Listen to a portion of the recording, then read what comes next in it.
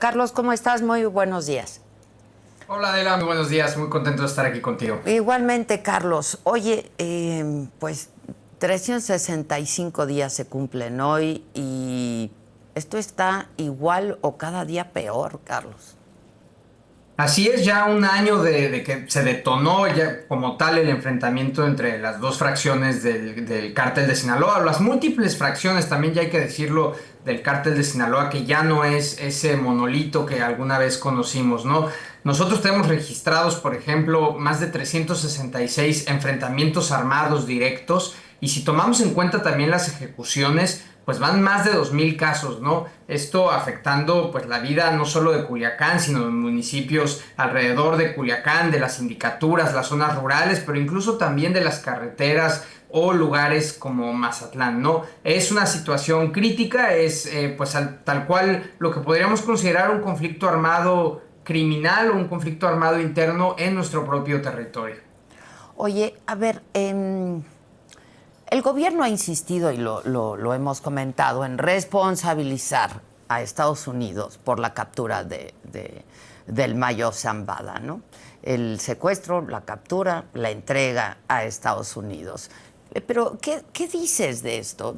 Vamos, es decir, antes había esta especie de Pax Narca, ¿no? Y sí, evidentemente esto desató el enfrentamiento entre ambas facciones, pero ¿qué dices de esto?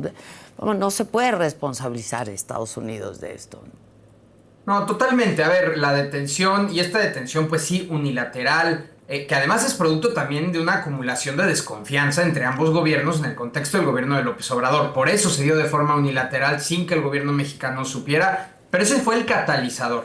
¿Qué sucedía en Sinaloa? En efecto, era una paz narca. Pasamos de un estado donde supuestamente nada pasaba, aunque de todos modos las tasas de homicidio, sí, comparadas con México no eran tan graves, pero si las comparamos con el promedio mundial, por ejemplo, eran bastante altas. Pasó muy similar a lo que sucedió en su momento en Nayarit o más recientemente en Tabasco. Son estos lugares donde hay aparentemente un monopolio criminal gestionado o compartido con las autoridades gubernamentales, tolerado también por la sociedad, eso también hay que decirlo en el caso de Sinaloa, y eventualmente cuando sucede un catalizador, que en este caso es la detención unilateral de Estados Unidos del Mayo Zambada, en el caso de Nayarit en su momento recordarás fue la detención del procurador Edgar Beitia, y en el caso de Tabasco la salida del secretario de Seguridad, que ahora sabemos que estaba involucrado con la barredora, y esa paz narca, pues que es un oasis por un momento, es en realidad un espejismo. Se vuelve un catalizador, estos eventos catalizan la ruptura de esos pactos político-criminales o intracriminales y se desata la violencia con capacidades que se fueron acumulando durante todo ese tiempo de tolerancia. No es que las armas, los vehículos blindados, estas fuerzas armadas dentro de los grupos criminales surgieran de un día para otro después de la detención del Mayo Zambada. Todo eso se fue acumulando en años y años de tolerancia al crimen organizado, donde ellos van obteniendo recursos, van fortaleciendo sus capacidades, se van inmiscuyendo en toda la sociedad y cuando finalmente esto revienta, no solo se involucran los grupos criminales, sino también todas las redes de personas que pues se mueven en el, digamos, ámbito legal y que también se ven en medio de esta guerra. Estas son las consecuencias de la tolerancia al crimen organizado. La paz narca ni es tan pacífica cuando supuestamente está sucediendo y nunca es duradera, depende de equilibrios muy frágiles. Claro, y ya lo vimos, ¿no? Y estas son las consecuencias, por supuesto. Oye, Carlos, ahora, yo creo que hay que decirlo y hay que subrayarlo. Si ha habido un cambio en la estrategia en esta administración, ¿no? Esta estrategia de seguridad. Pero en el caso propio de Sinaloa, pues está buena parte del aparato del Estado tratando de controlar la violencia ahí y ni así han podido. Y así es, a ¿Cuál ver, es sin tu duda creo que incluso lectura? Sinaloa es la muestra de ese cambio en la forma de atender al crimen organizado, o al menos de uno de sus elementos, que es el combate armado a las fuerzas, digamos, armadas dentro del crimen organizado, ¿no? El propio Estado se hizo para atrás durante el gobierno de López Obrador. Básicamente el Ejército y la Marina dejan de tener una actividad tan intensa en el combate por el control territorial de México. En Sinaloa hemos visto todo lo contrario. Después de que esto estalla, tenemos a las Fuerzas Especiales del Ejército, un despliegue muy importante, sobre todo del Ejército. Hemos vuelto a ver los helicópteros artillados, incluso combatiendo a estos grupos criminales. Hay una intención muy, muy clara de retomar el control territorial. Ha habido, por un lado, a ver, hay que entender que esto va a tomar tiempo porque estaba justamente muy enraizado y porque además pues se rompe algo que estaba con unos recursos muy sólidos en materia de combate, en este caso el cártel de Sinaloa. Y a mí me gustó en su momento la declaración que dio Omar García Harfuch, que fue muy criticada, de hecho, cuando dijo la violencia va a durar lo que tenga que durar, pues es un poco haciendo un reclamo incluso a la sociedad de Sinaloa, de va a tomar tiempo de tratar de desarticular todo esto que se articuló por años. Sin embargo, hay una parte que está fallando. ¿Qué pasa el día después de la guerra? ¿Cómo se están estructurando las capacidades de seguridad en Sinaloa? De entrada, la Guardia Nacional, que debería de ser esa fuerza permanente, no solo para apagar incendios, pues ha tenido, si no me equivoco, en este año 3 cambios de titulares en Sinaloa, ¿no? No logra consolidarse como esa fuerza permanente de pacificación. Por otro lado, ¿qué pasa con el Estado y los municipios? Y ahí es donde se han quedado muy cortos.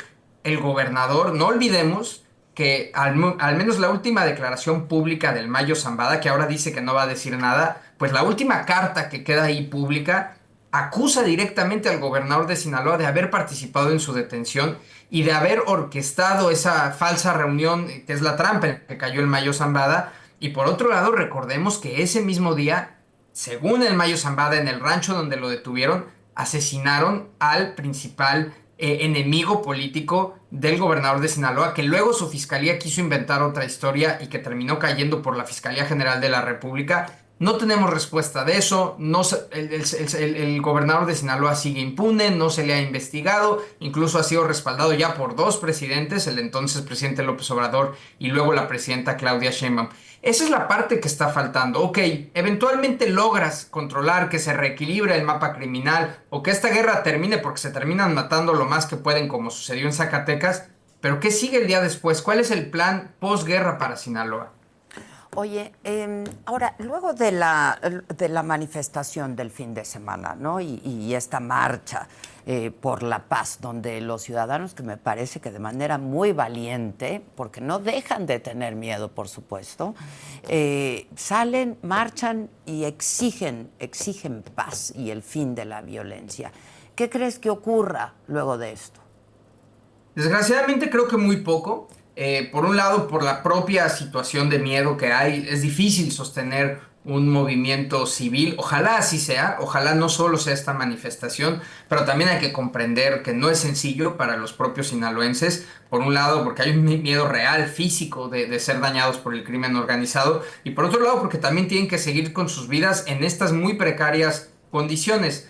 Pero además no creo que suceda mucho en donde debe suceder, que es en consecuencias políticas, particularmente en el gobernador, porque ya pasó lo peor para él, ¿no? Ya fue acusado de haber participado en un asesinato, ya fue acusado de colaborar con el crimen organizado, de participar en esa trampa que le tendieron al Mayo Zambada, y ya le levantaron la mano tanto el presidente López Obrador como la presidenta Claudia Sheinbaum. Si algo hemos aprendido digamos, del obradorismo, tanto en su etapa con López Obrador como en la etapa de Claudia Sheinbaum, incluso con Claudia Sheinbaum, que han ido un poco más lejos, es que a los políticos, al entorno político duro de Morena, no se le toca. Y me parece que sin consecuencias políticas se va a quedar corta cualquier, digamos, estrategia, no solo en Sinaloa, sino para el resto del país, porque el mensaje que se manda al resto de gobernadores es que hay impunidad, ¿no? Que mientras te mantengas en la lealtad del régimen, pues no tendrás consecuencias, incluso cuando te involucras con el crimen organizado. Desgraciadamente creo que no habrá mucho en ese sentido.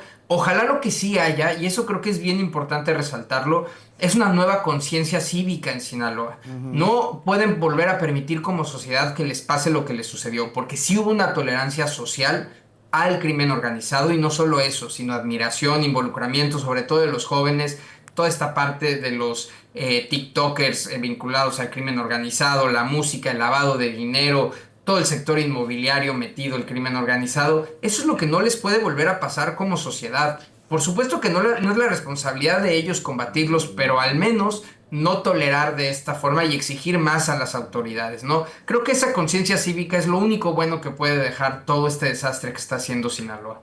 Ahora, mientras aquí llevamos un año, ¿no?, de guerra y de enfrentamientos, de violencia, de sangre, esta crisis de seguridad en Sinaloa, en Estados Unidos paralelamente hay varios procesos legales, ¿no? Y avanzan los acuerdos de culpabilidad, procesos judiciales del Mayo Zambada, de Ovidio Guzmán, entregas de narcotraficantes de una manera muy rara, simplemente pues ahí les van los narcotraficantes, ¿no?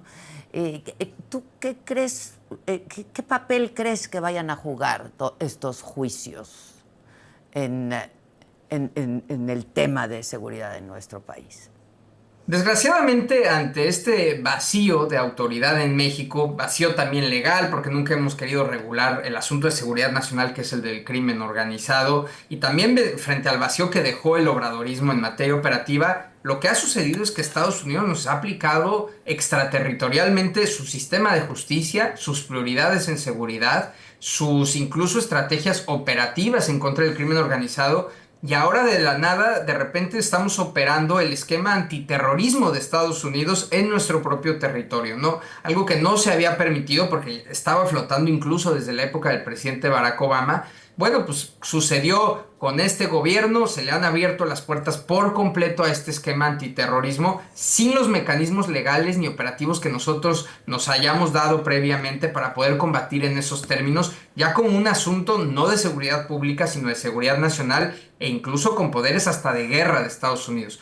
Por eso estamos extraditando o exiliando más bien a criminales sin proceso judicial, violando nuestras reglas para poder cumplir las prioridades de Estados Unidos. Por eso estamos permitiendo sobrevuelos de aeronaves en México, muchísimas cosas que antes hubieran sido impensables. Desgraciadamente, perdimos también ya el control de la justicia. No, no estamos haciendo inteligencia en México, no estamos castigando en México a los criminales porque no podemos. Esa es la, digamos, la tristeza de esta crisis, que tenemos que extraterritorialmente tenemos que mandar a Estados Unidos nuestros capos, la gente que ha dañado, que ha aterrorizado a nuestra población, y entonces estamos perdiendo la inteligencia. Lo que va a pasar de aquí en adelante es que toda la información que se obtenga en estos juicios y los arreglos que se hagan allá van a usarse para seguir, digamos, presionando a México a ir por distintos objetivos dentro de nuestro territorio. El problema es que no siempre los objetivos de México y Estados Unidos están alineados. El objetivo principal de México es reducir la violencia y al mismo tiempo establecer un Estado de Derecho duradero, que es la segunda parte, no lo estamos haciendo. Y por otro lado, el objetivo de Estados Unidos es desarticular a las organizaciones, sin importar el daño colateral que se pueda generar en territorio mexicano. Hoy México ha perdido la iniciativa por completo en el combate al crimen organizado. Y no está mal que Estados Unidos nos ayude, creo que cada vez debemos cooperar más con ellos, pero estamos tan vacíos de instituciones, de objetivos y de prioridades que simple y sencillamente solo estamos siguiendo las prioridades de Estados Unidos. Y van a ir ellos administrando, ¿no?, la información que ellos vayan obteniendo, ¿no? Y también está en su principal interés, es lo que hemos entendido todos, es desarticular la red narcopolítica en México. Sí, así es. Ahora, no sabemos también qué tan profundo quieran ir ahí, ¿eh? Yo no me confío tanto, digamos, de Estados Unidos que vaya a ser El Salvador o quien detone estos arreglos narcopolíticos que hay en México. Porque por otro lado, lo que parece es que hay cierta comodidad entre ambos gobiernos, ¿no? Por un lado, Estados Unidos ha logrado cosas que con otros gobiernos eran impensables, aunque había muy buena cooperación. Pero claro, con gobiernos más serios, o por lo menos donde se respetaba la ley, no se extraditaba, o sea, así nada más a criminales, México ponía ciertas barreras. Oye, mi marco legal no me permite esto. Oye, tenemos Iniciativa Mérida, que ese es nuestro marco, digamos, de acuerdos, no podemos violarlo. En el caso actual, pues es una mesa de negociación constante, donde obviamente Estados Unidos gana mucho más. Y entonces ellos están muy cómodos porque ya pudieron designar a los cárteles como terroristas, tienen aeronaves sobrevolando nuestro territorio, hay detenciones importantes que para ellos son prioritarias, están haciendo pues espionaje en territorio mexicano. Es decir, la carta Santa Claus que ellos siempre han querido, hoy la tienen como nunca antes la habían tenido. Por otro lado, ¿qué ofrecen al gobierno mexicano? tolerancia en el deterioro democrático de México. No se van a meter en política interior de México, no se van a meter en reforma judicial como muchos querían o deseaban.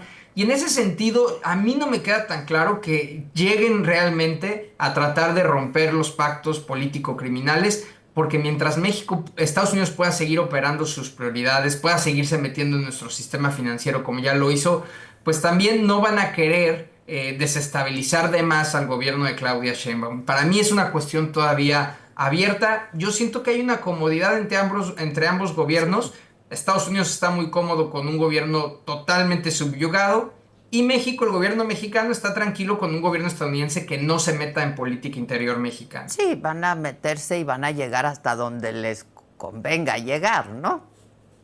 Así es, y el gobierno Absolutamente. mexicano los va a dejar entrar hasta que mientras no se metan en los temas de política, en los temas de democracia. Sí, claro. Oye, Carlos, a ver, entonces, en resumidas cuentas, se cumple un año y esto pues no parece tener pa' cuándo.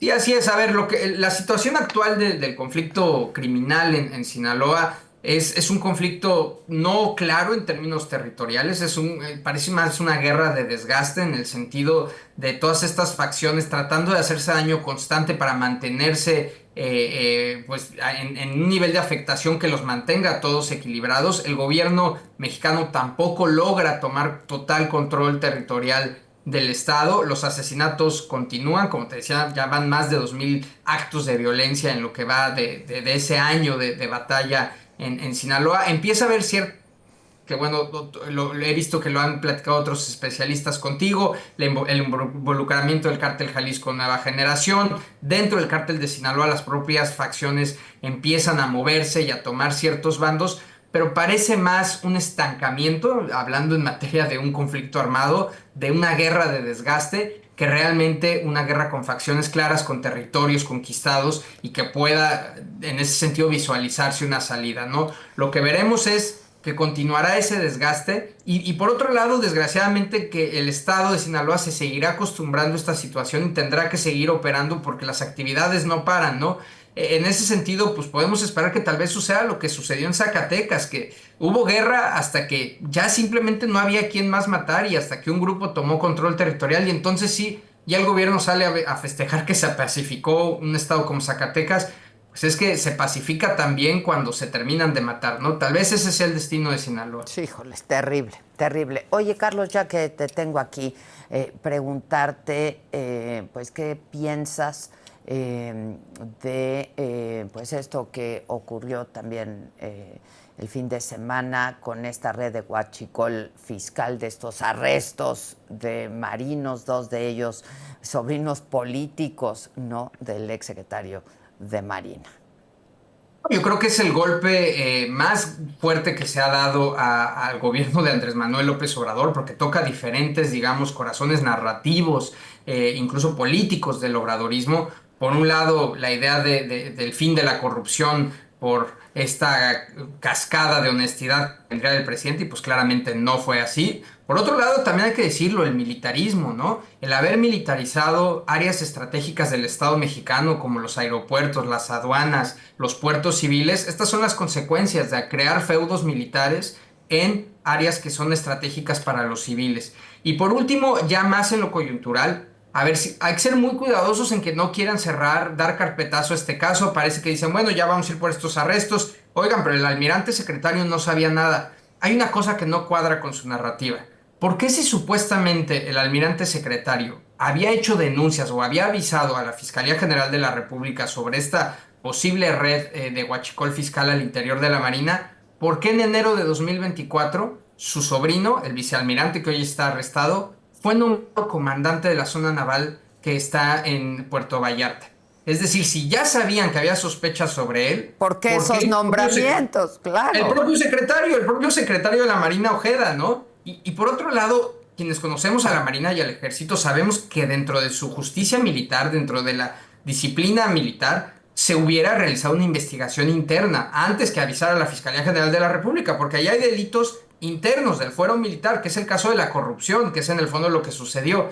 A mí me suena muy raro esto de la supuesta denuncia del vicealmirante, parece más carpetazo que realmente una conclusión de carácter de investigación criminal. ¿Te parece carpetazo o lavarles la cara, ¿no? Lavar la cara de la Secretaría de Marina, finalmente, ¿no? Y la responsabilidad política no se puede ignorar en este caso, ¿no? Él tenía bajo su amparo a sus sobrinos creciendo, ¿no? En el escalafón de la Marina, en situaciones clave. Bajo sus narices, ellos fueron colocando gente en los aeropuertos, en las zonas de construcción, en las obras públicas que se le asignaron a la Marina, en las aduanas. Es impensable que no se hubieran dado cuenta. Y si no se dieron cuenta, si el secretario de la Marina no se dio cuenta, pues doble error. Ahora, también hay una responsabilidad política en el presidente López Obrador, porque denuncias había periodísticas desde 2022, porque en junio de 2024 un contraalmirante que luego asesinaron envió una carta al secretario de la Marina diciendo que existía esta trama de Huachicol. Y la otra responsabilidad política de López Obrador es haber militarizado, creado feudos militares en zonas estratégicas propensas a la corrupción. Y estas son las consecuencias. No, sin duda. Ahora, no pudo no haberse dado cuenta, dado que nos dijeron que él fue el que presentó la denuncia en la fiscalía, ¿no? Sí, ¿y qué Pero pasó pues en no, estos no nos 2 años? cuadran O las sea, fechas, ahora sí que no cuadran las fechas.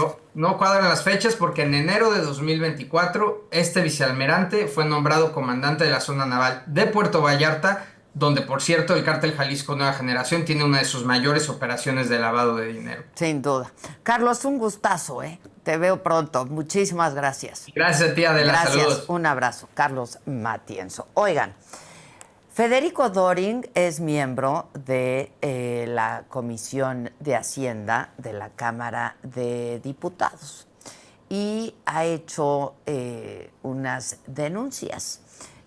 Una denuncia